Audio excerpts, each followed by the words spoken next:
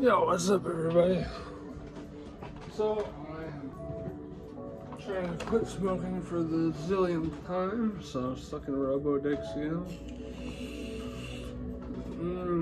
Yes, my overlord. Fill me with your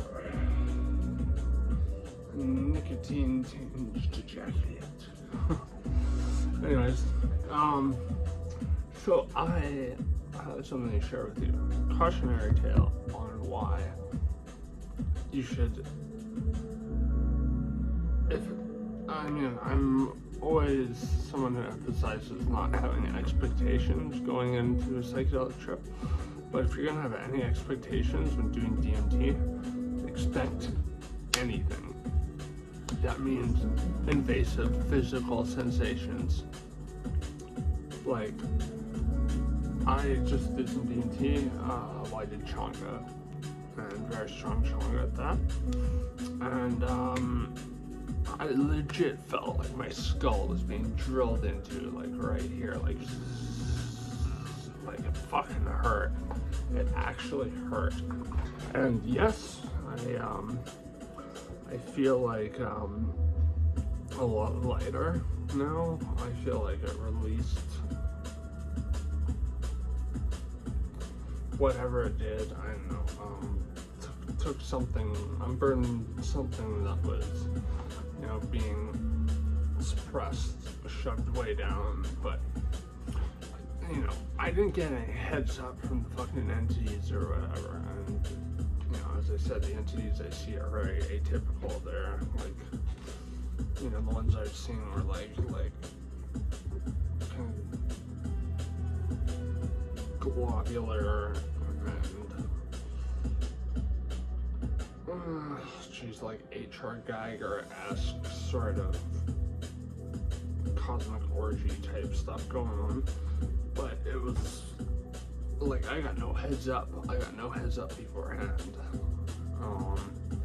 Like in my video, DMD, I choose the brain surgeon. The entities were like, here, we can release all this trauma for you if you're willing to put up with like a minute amount of pain for just a little bit. And I was like, you know what?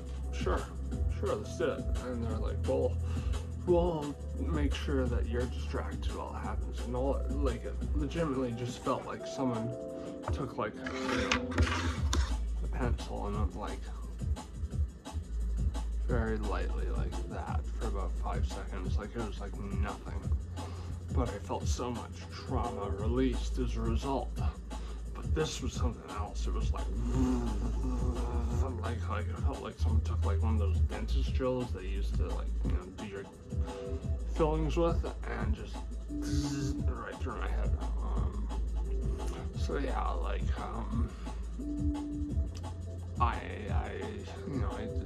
I don't recommend anyone do DMT for one, but I think if you're of sound mind and you have no hereditary predispositions to mental illness, then I think you can gain a lot from it if you do it under clinical not clinical supervision, as like there's legitimately like no way to actually do that, but to do it with someone who's experienced and someone who can guide you through it. And if you're doing it for the right reasons, not to just fill a fucking hole in yourself, not to compensate for something that wasn't already there. Because that's just abusing it. And unfortunately, I know people who've done that because they can't get over the death of a loved one. So like, oh, I'm visiting them in the afterlife every time I do DMT now. And the more I talk to them, the more I realize, oh, they're starting to go a little fucking cuckoo for caca, so it's not for everyone. And I was sure to test the waters to make sure that I was maintaining my sanity after doing it. And you know, like I've like in the one video where it was like, oh well, I'm gonna have to change my channel name because I'm spiritual now. Well, that lasted about 15 minutes.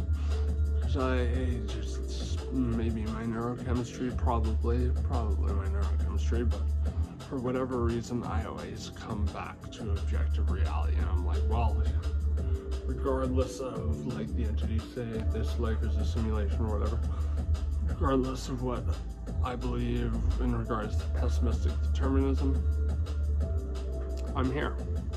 I'm gonna try and make the most of it. But yeah, I mean, I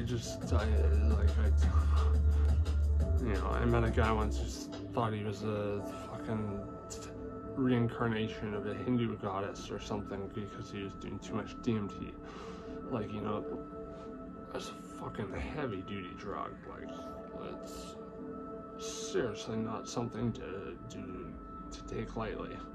Something that you really need to respect. And like when I did it today, and I've cut back a lot on the amount of DMT I've done because it was just losing its novelty after a while. Like I was, you know, having crazy breakthroughs, but I felt like I was retreading the same ground over and over and over again. So I was like, you know what, I'm just gonna back off, and instead of doing it every day, I'm gonna do it maybe once a week.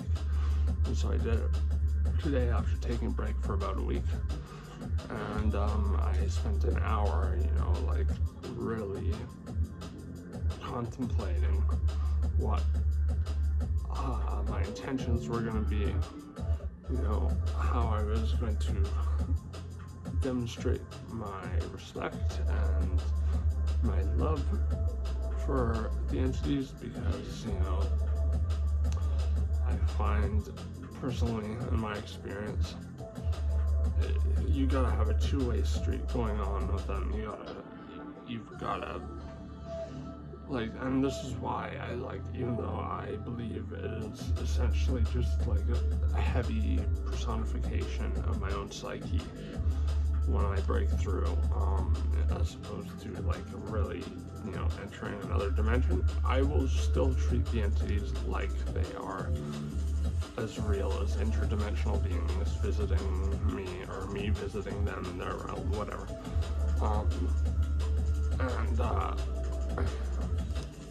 Yeah, so, you know, there's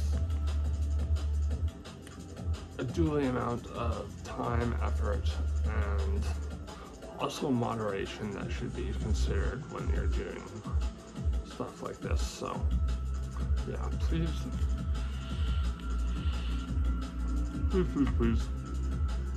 just be safe.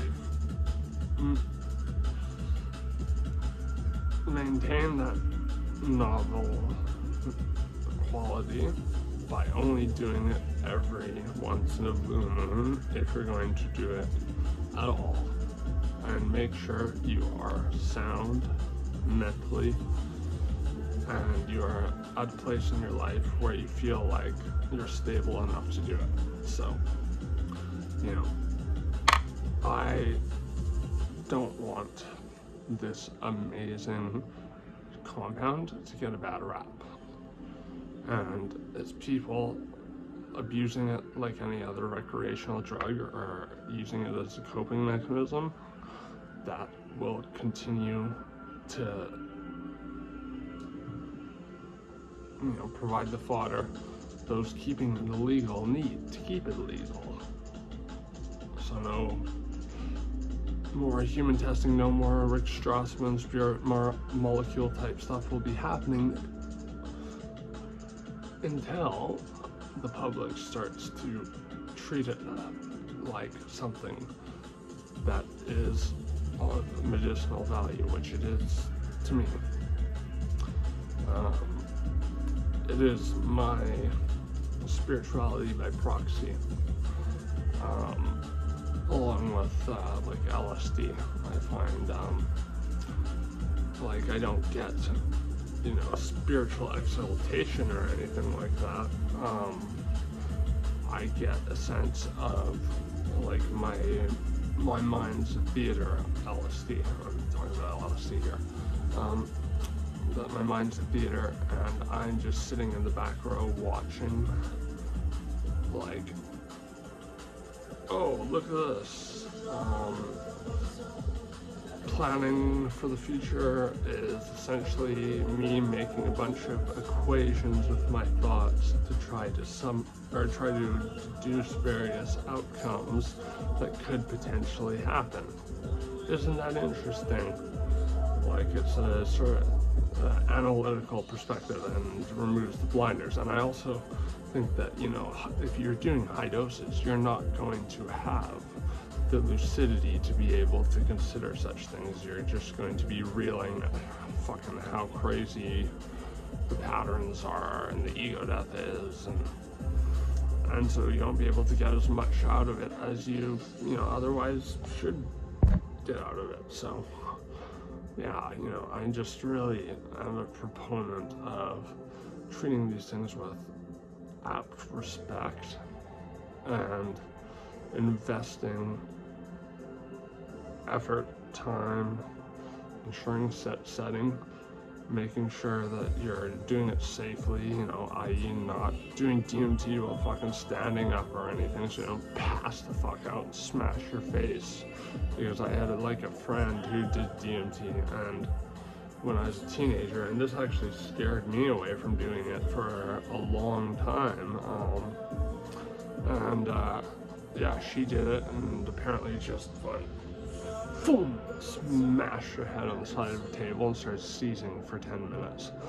And everyone was scared shitless. They had no idea what to do. And then she came out of it and she had no idea what happened. She completely blacked out. So yeah, you know, this